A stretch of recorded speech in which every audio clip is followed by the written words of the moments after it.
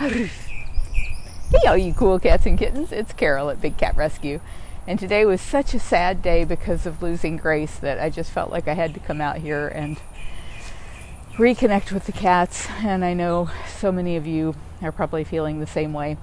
I am here in front of a witness protection cat that I can't show you, but you can hear her. Can you say chuff? Oh, you were so chuffy a minute ago. No chuffing? Oh well. I wish I could show her to you. I can show you Sapphire though. Hey Sapphire. Hello Melissa and Elisa and Marissa and Iris and Christina and Cassie and Deb. Thank you for coming in to manage the comments. Are you chuffing? Yeah. Oh, don't pee on me. Row. Row, row. Oh my goodness. Are you wanting to be over there? You want to be with the witness protection cat? Yeah, I don't think you would play very nice. You're a little on the aggressive side. Little aggressive. Yes, she's a good girl.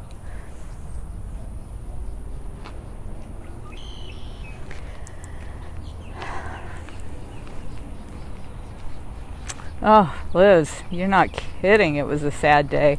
And I tell you what, I mean, first thing this morning, Jamie said that the little kitten, the little bobcat kitten that we got Wednesday, she had been in the care of a vet from Tuesday the previous week until Wednesday, like what, 2 days ago? And she stopped eating, and the vet brought her to us. And we could not get her eating. Jamie was giving her as much as she would take, but she was just taking a few drops at a time, and Dr. Justin came in and did x-rays and blood work, and I think they sent off some blood as well, and recommended that we tube feed her to get some nourishment in her and to give her sub-Q fluid. So Jamie had been feeding her overnight with a syringe, and then this morning she said, you know, it's been a while since I've tube fed a kitten. Could you come in and help me? And I thought, oh my gosh, I mean, this is what's going on in my head. What's going on in my head is, oh man, I don't think I've tube fed a cat since like 1999. I don't have any idea whether or not I can still do that. But what I said to her was, sure, I'll be right there.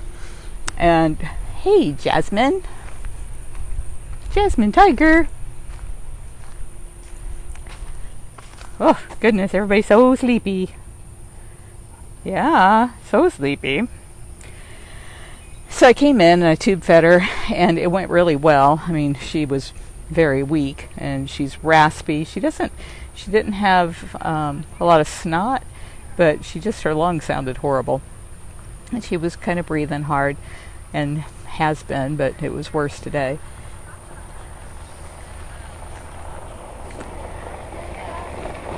If you guys, I'm going to probably be like 7:15 going out the gate, so you can leave it open. If it's past 7:15, go ahead and lock it. I have keys. Okay. And I didn't mean to ignore you earlier. I was just in such a funk. You were on the phone. You're okay. Look at this cute mask. Oh, you look like you're smiling. I love it. Yep. Oh, now you'll get up, huh? I'm gonna get up. Important people are here. She has snacks on it. Snacks might be here. Sorry, kiddo. I don't think that's snacks. No snacks for you. So that was Afton and Catherine that just went by. Afton is our new operations manager, and Catherine was our operations manager, but when COVID-19 hit, we had to let go half of our staff, and Howie and I quit taking a check. And of course, Catherine had one of the larger paychecks out here, and she is extremely talented in all kinds of like security, online kind of stuff, database stuff. So I felt like she was probably one of the most likely people to find employment out there.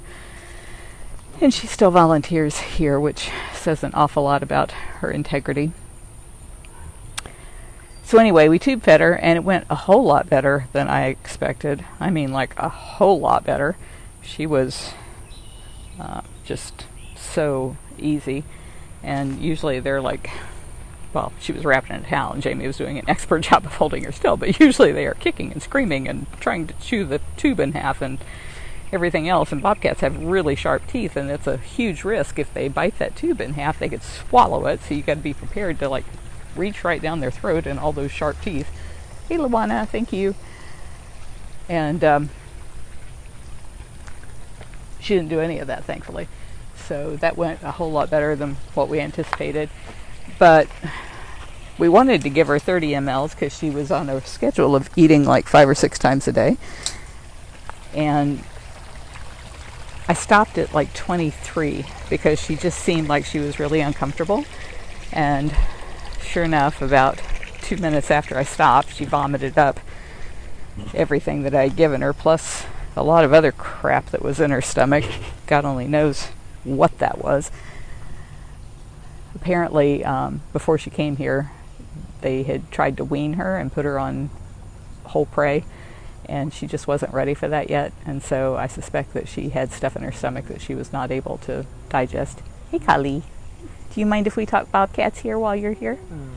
Oh, bobcats are so boring. I don't want to talk bobcats. Oh, hear that? Is that Kimba? Is that Kimba or is it Max? I bet it's Kimba.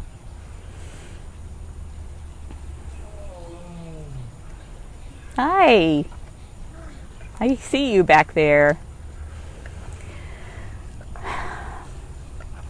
So we gave her some sub-Q fluids and her second dose, I think it was her second or third dose of dewormer, because she had not been dewormed yet. Before she came here, she had not been dewormed. And she also had fleas, so on Wednesday when she arrived, Dr. Justin treated her for fleas, so she was just pale as she could be when she came in, no color at all. And you might see on my Facebook page, and I don't know where it originated, but somebody came up with a cute little graphic of Flint the bobcat wearing a Superman cape, a red cape. And he was our superhero because he donated blood so that she could get the transfusion that she needed on Wednesday. And that put a little bit of color back in her. But wasn't enough, apparently.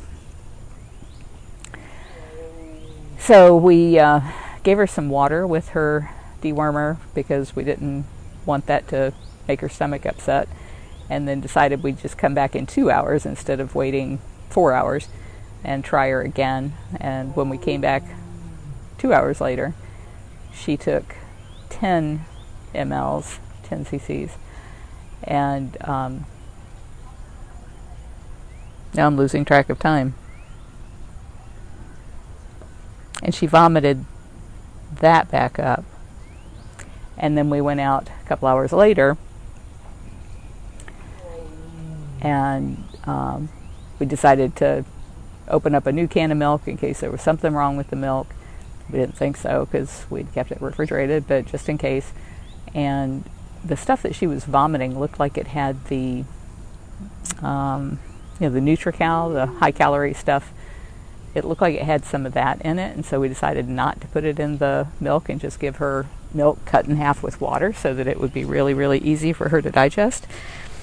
And this time she drank it, and Jamie even asked if she could give her to do the tube feeding all by herself. So she held her and did the tube feeding, because at 2 o'clock in the morning she's either got to be able to do that or she's got to call me to come over to her house. So I was very happy to see her do it, and she did an expert job. And I just realized why I started talking about all of this. What I realized after I fed the kitten for the first time was how much it touched my heart, and how I felt like, oh my God, I'm so attached to this cat. What will I do if anything happens to her? And I thought, every time Jamie deals with one of these kittens, she's having to deal with that, because she's been doing this since 1999. She took over, actually before that, probably 98. She's been doing all of the rehab work with the kittens and taking care of all of them when they're in such bad shape when they arrive.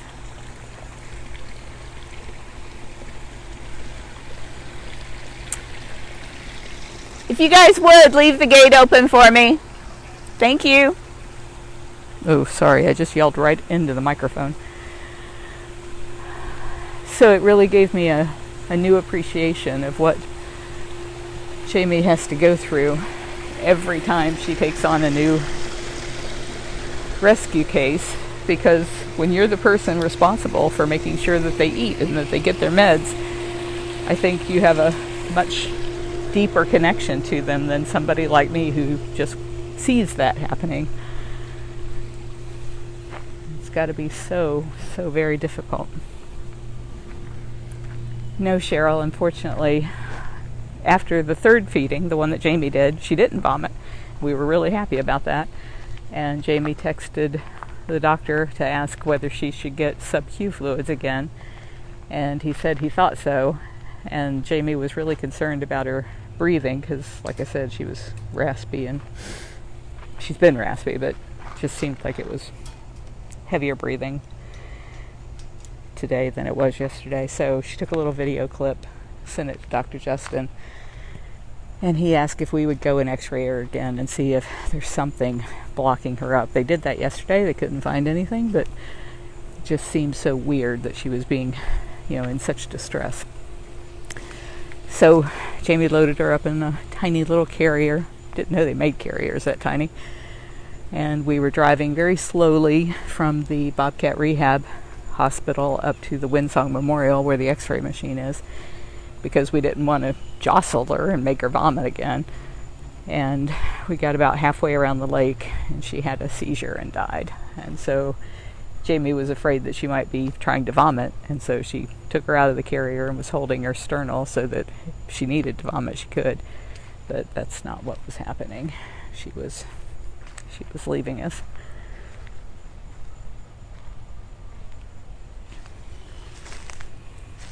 Hi. Hey, Sue. Are you Sue or are you Lakota? Not sure. I think you might be Lakota.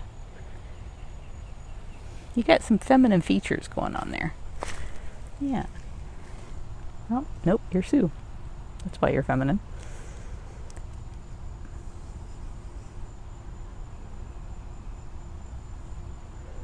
Sorry about these bars. If I try to zoom past it, it seems to want to not focus on her. Yeah, you're what Grace would have looked like in a year. Okay, I can take a hint. I am not welcome in your world. Can I go further away? Would that be better?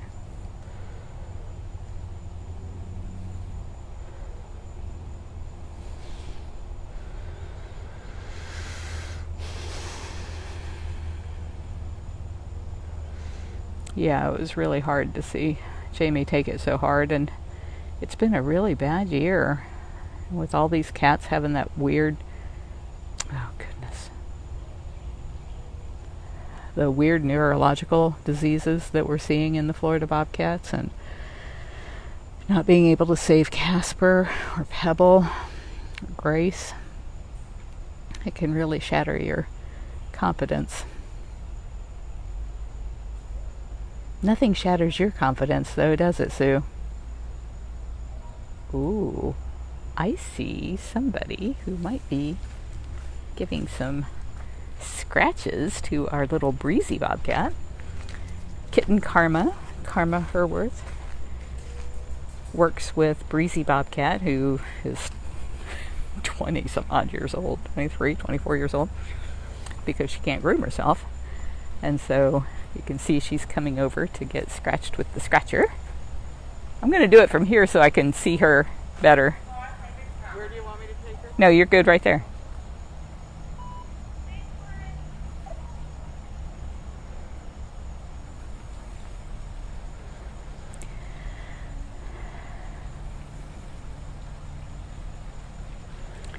So Karma gives her lots and lots and lots of scratches where she likes to get scratches, and then she'll work on some of the areas that she's not so happy about the scratches, but where she really needs the grooming work. Fortunately, she's managed to keep herself in pretty good shape since her anesthetized grooming job. She really does look nice. I think I see some on her butt. Is your butt fluffy or is that a mat? I think it's fluffy, but if It's on her right side. Hey, who are you calling Fluffy Butt here?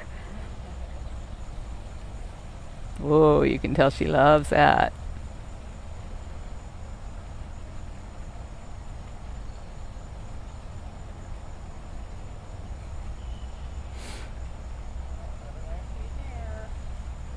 Not that one.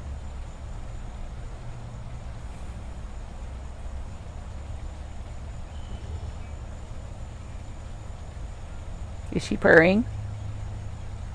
She looks like she's vibrating. I think she is. Not as loud as usual.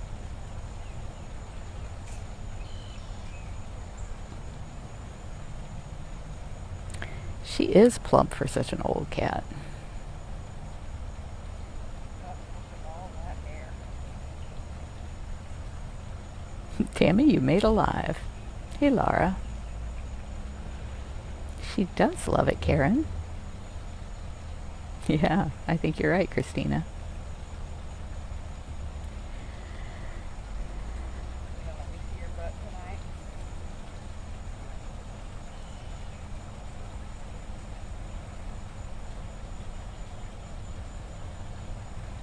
Thank you, Robin.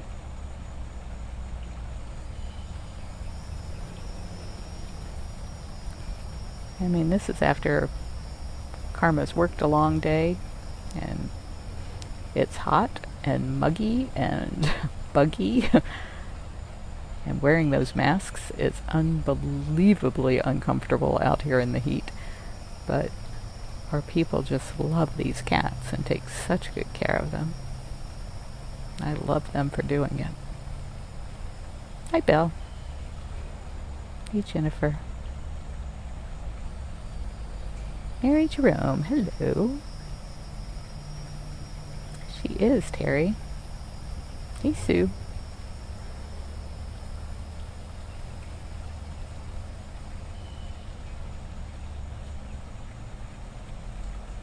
Yes, thank you very much for the shares, and thank you all of the people that I can see on their comments that are supporters. What supporters do is they pledge 99 cents per month to the cats, and they can do that at facebook.com/bigcatrescue. Right up at the top there's a big blue button, and there's some kind of a promotion that Luana is doing where she's trying to get to a certain number, and I think she's pretty close. Once she gets to that number, then everybody who's a supporter is also, in addition to all of the great videos they get every day, they get extra stuff from our keepers during the day. But in addition to all of that, they are also going to get a download Ocelot photo book, and I think you guys will absolutely love the book. So it's well worth the 99 cents a month that you pledge to the cats, and it really helps us that way, because when we know that that money's coming in, we can kind of plan around it. It's really not a whole lot of money for any one individual, but it adds up over lots and lots of individuals to enable us to take care of the cats.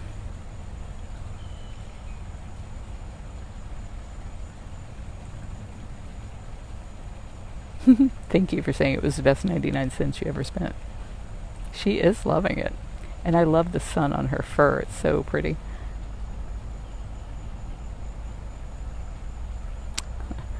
Thought I could cheat by just going in a tiny, tiny bit at a time on the Zoom, but it won't let me do it.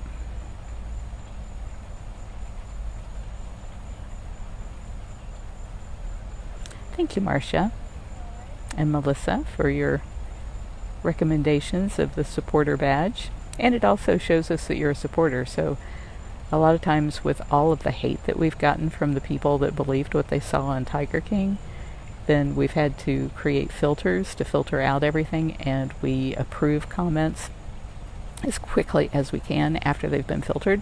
And when we see that it's one of our supporters, that makes it a lot easier for us to figure that that's probably not one of the bad guys.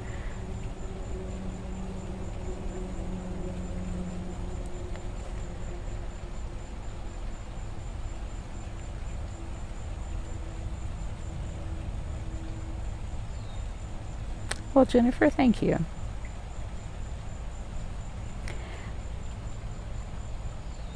I have been shocked at the level of hatefulness that has come from people who watched Tiger King and drew from that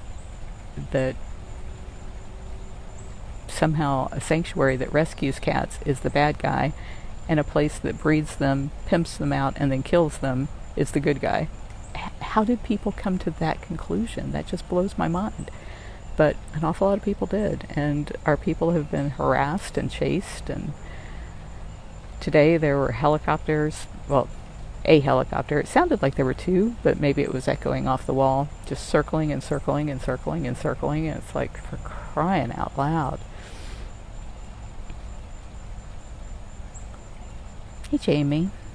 Mary, thank you for being a supporter.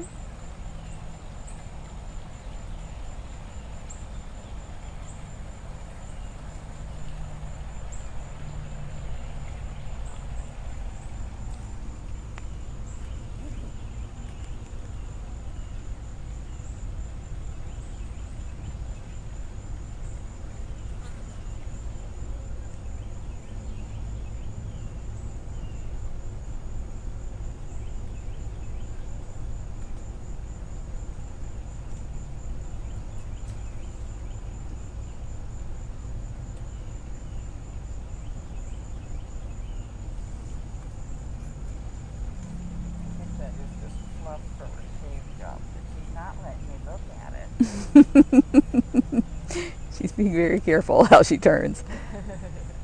Not getting that thing near my butt. No way. Well, where are you going? I can't reach you there.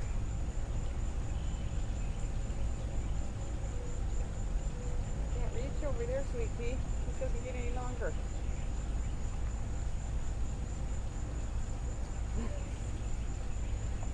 Hi. I don't have the scratcher. Purr. Yeah, you can purr for everybody. Well, that's sweet. That's so sweet.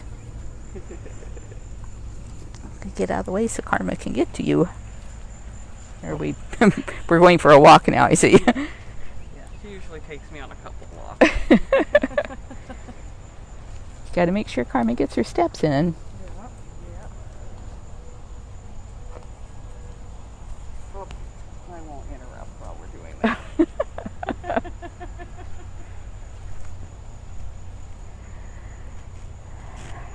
Oh, let's check out Karma's tattoos. Who is that? So actually, Is that her? was done before I came down here, but it does kind of look like her. It does. Were you posing in her dreams? Yeah, you came to her in a dream? She's cute as man. She's cute as man. But anyway, I can talk to you when you see that other side.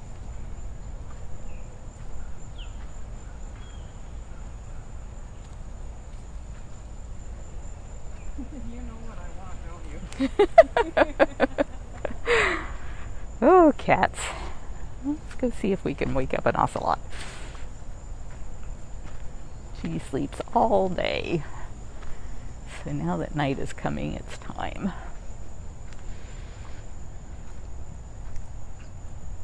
Ooh, I do see her. I'm going to be really quiet though, so please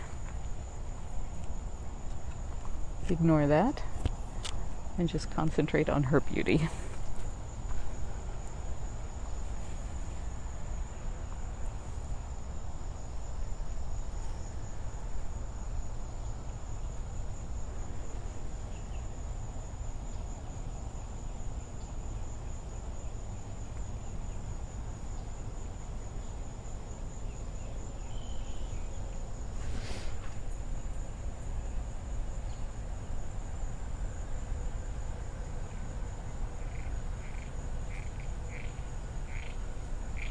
Flint is back outside.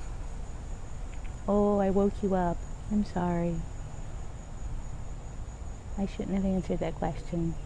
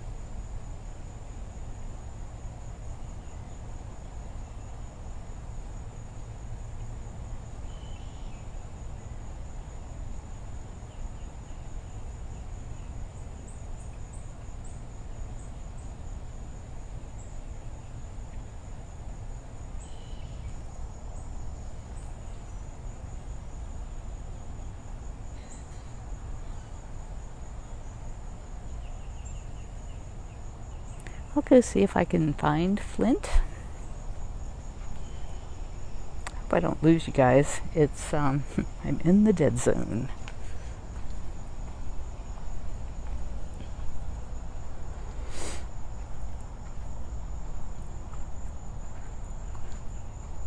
If I hang toward this outside wall of the dead zone, we won't lose the signal.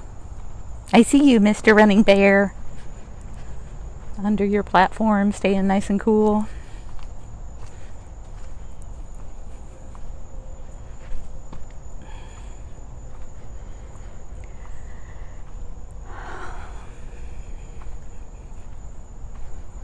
Well, it looks like they've been trying to catch Smalls, judging by that very long rope.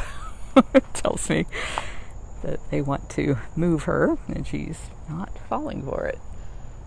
So she's awfully smart. And well hidden.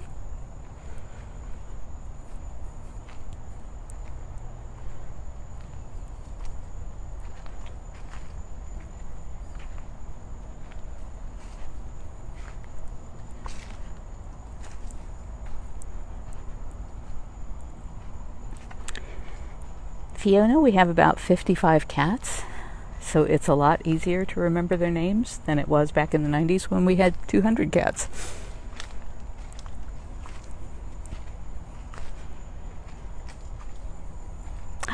Pharaoh. There's the Pharaoh. Hi. Gotta stop at Pharaoh. Oh.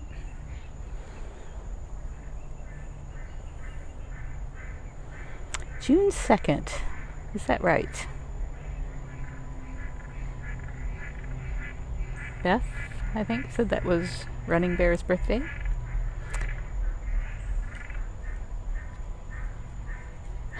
Kathy says we've been trying to catch Smalls for a week now. That was probably during the switch out. Every month we switch out the cats who are in vacation rotation, so it was probably her turn to go on vacation, and she decided she wasn't going in the feeding lockout, which is how we usually catch them. So this cat right here is the last cat I remember tube feeding. Jamie says I helped her once with a sick domestic kitten before Karma took over the kitten program. And that's possible, but I sure don't remember it. Oh, big yawn. And off to sleep. Okay, we're gonna go see Flint.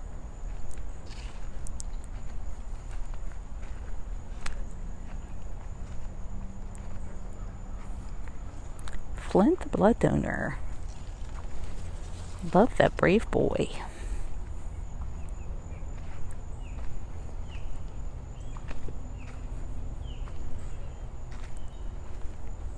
There he is.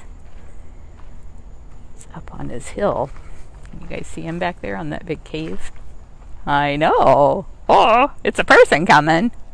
It's a person coming. Hi. Hey, buddy. How's the little life-saving bobcat? That was so good of you. You were so good. Yeah. Oh, you're such a hero. And the flip-flop. Really? You gotta put your head right behind that fern? Let me get my mask on here.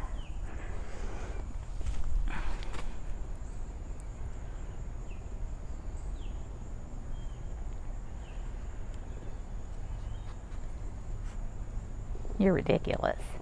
Just ridiculous. So cute. Can't stand it.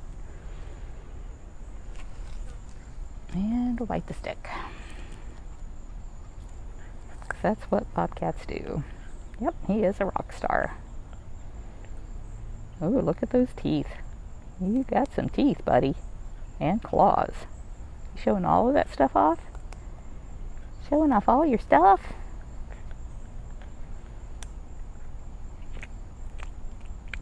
Blech. Well, that's what happens when you eat sticks.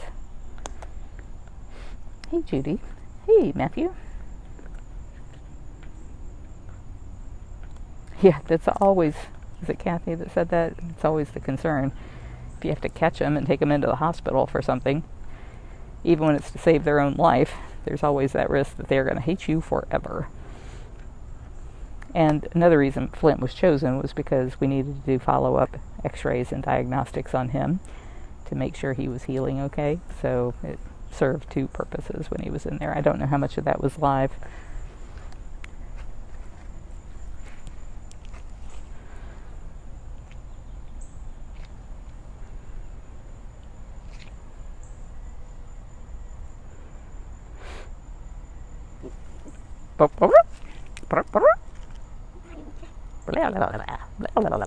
Yeah. You gonna go? You gonna go talk to? Is that Kelowna? Are you talking to Kelowna? She think you're pretty handsome. Can't believe she came out with me here.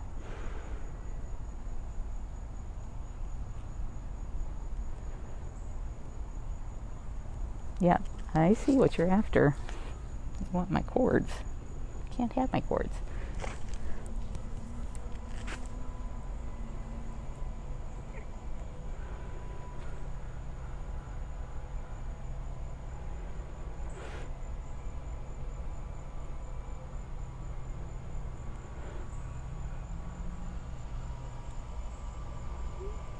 Woo? Yeah? Here's another unicorn sighting of Kelowna. Hey, Kelowna! You say hi to everybody from way over there? Hope you guys can see her. Thank you. You were wonderful, Flint.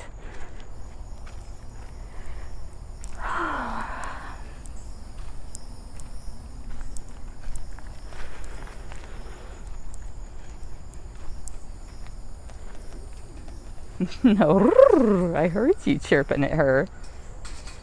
She is pretty. You're right. She's so pretty.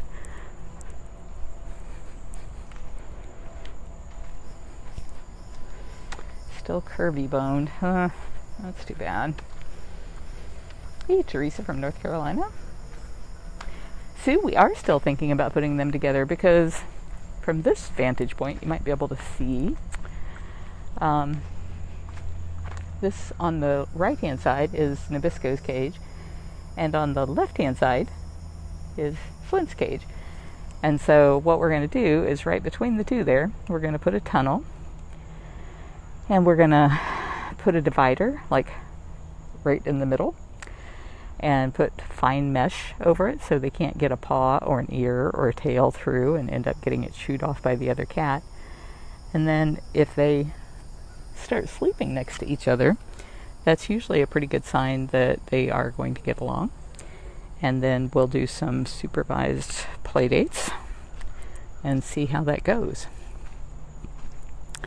Nabisco is the older cat, and he used to live with Mrs. Claus, so he has experience from being with another cat, knows how to play nice. Unfortunately, Mrs. Claus there's something wrong with her. She's just not right in the head. And Nabisco, when he was a baby, used to have, "Hi, Nabisco! Hello! Are you going to come running over? Should I wait? Is it too hot? It's pretty hot."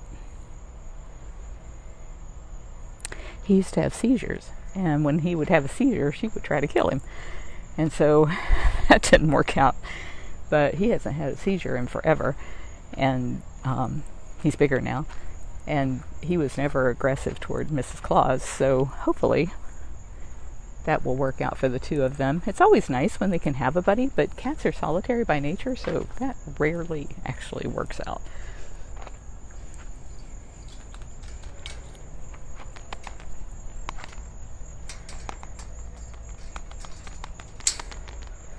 We have a page about that at bigcatrescue.org/solitary because so many people who don't know about cats think that they want to have a buddy, they want to be with somebody.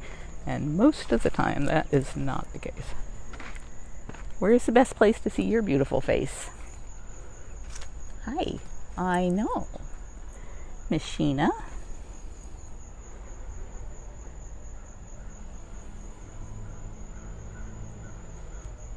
Jamie's not okay. That was really hard for her.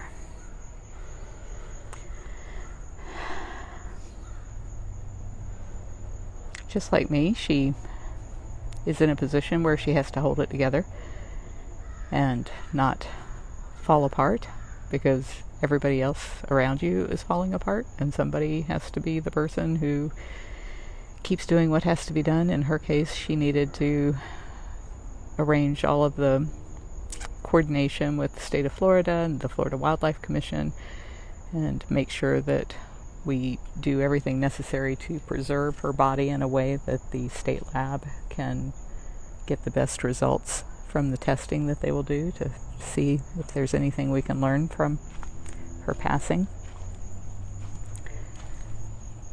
And it just doesn't give you the luxury of falling apart and descending into a pool of tears. She did briefly when, hi, hey Cricket,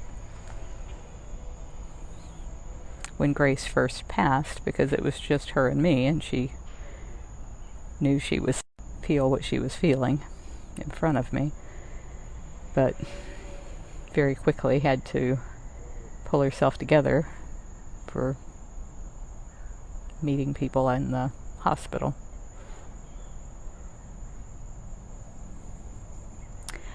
These servals over here have a tunnel system in the back of their cages. So if you look behind her there, see that pipe?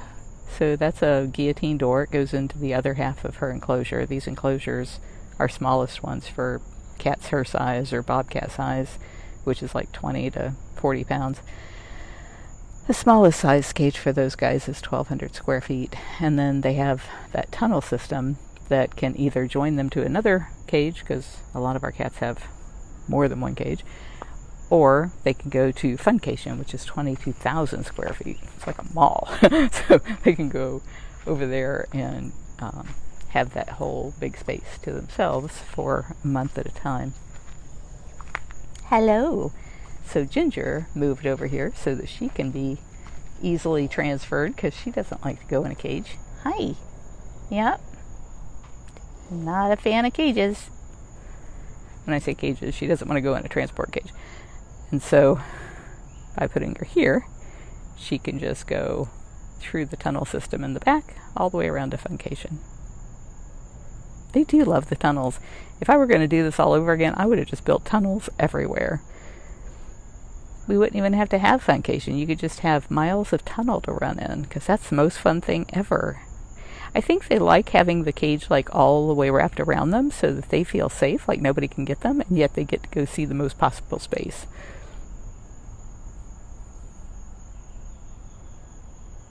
Thank you, Corey.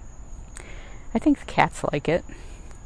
In the wild, they would have so much more space, but unfortunately, no cat born in captivity no exotic cat can be released back to the wild, and there's a number of reasons for that. One is it's illegal. And another is that they would imprint on people too much, and they would get in trouble with people when they got released, which is part of why it's illegal. So the answer is not to keep building sanctuaries and keep taking in cats from people who abuse them. The answer is to stop the abuse at its root. And that's why our federal bill is so important. It does two things. It stops the cub petting, and it phases out private ownership. So people who have the cats can keep them. They just can't buy or breed more. I was looking to see if I could see Zukari, but I don't see him. And if you stop the cub petting, that's what drives way over 90% of the abuse, because they can only use them for a very short period of time, and then they discard them or kill them so that they can save that space for cats that are making an income for them.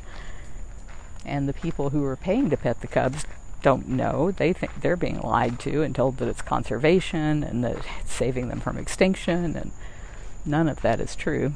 You can go to bigcatrescue.org/breeding-kills to understand why captive breeding of exotic cats is leading to their demise. It's not saving them from extinction.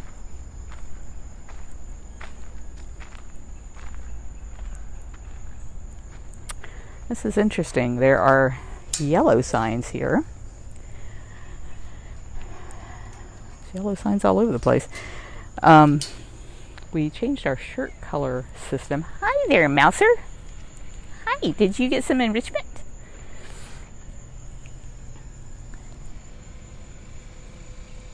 Mouser is a Savannah cat, which is a cross between a serval, like the cat you just saw, and a domestic cat. The breeders will tell you that you get a very exotic looking cat that will eat cat food and use litter pan. What you really get is a not very exotic looking cat, usually. He looks pretty exotic because he's first generation, but once you get down to like fourth generation, which is where they become actually handleable, by the time they get down to that, they look like domestic cats.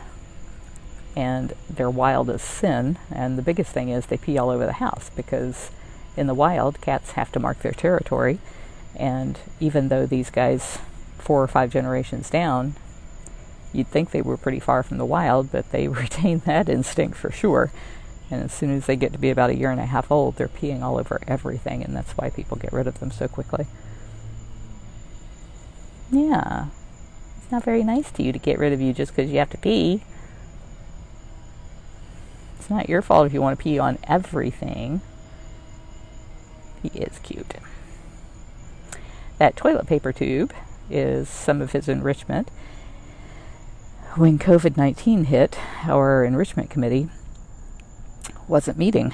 And so the cats were still getting blood sickles because our volunteers here were making those for them, but all of the special stuff that they get with the perfumes and the catnip and all that kind of stuff, they weren't getting as much of it. So,